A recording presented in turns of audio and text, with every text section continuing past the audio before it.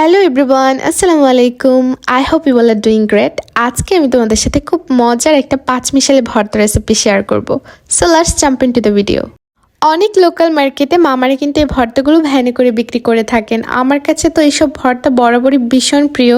তো এই পাঁচমিশালি ভর্তা তুমি বাসায় কি করে বানাতে পারবে তারই প্রসেসটা আজকে আমি তোমাদের সাথে শেয়ার করবো। তো ফার্স্টে আমি এখানে নিয়ে নিয়েছি একটা কাঁচা কলা, একটা পেয়ারা আর হচ্ছে পাকা কদবেল।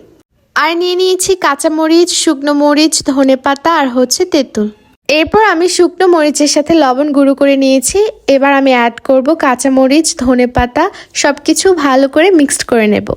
আমি অনেক ঝাল খেতে পছন্দ করি, আর মজার ব্যাপার হচ্ছে আমি সব ভর্তাতেই বেশি বেশি ঝাল দিয়ে ফেলি, না চাইতেও কেন জানি বেশি দিয়ে ফেলি। বেশি না দিলে না মন ভরে না, অ্যান্ড আনফর্চুনেটলি আমার ওই ভর্তা আর কেউ খেতে পারে না ঝালের জন্য। এবার আমি এখানে তেঁতুল অ্যাড করে ভালো করে মিক্স করে নিচ্ছি। অ্যান্ড দেন আমি এখানে এক এক করে গ্রেড করে রাখা কলা, পেয়ারা আর হচ্ছে পাকা কদবেল দিয়ে দিয়েছি। এবার সব কিছু ভালোভাবে একসাথে হাত দিয়ে মিক্স করে নিতে হবে। তোমরা চাইলে কিন্তু এখানে জলপাই বা আরও অন্য কোনো টক ফল তোমাদের কাছে অ্যাভেলেবেল থাকলে সেগুলো অ্যাড করতে পারো। এখানে যত কিছু একসাথে অ্যাড করবে তত ফলের ফ্লেভার আসবে, তত মজা লাগবে।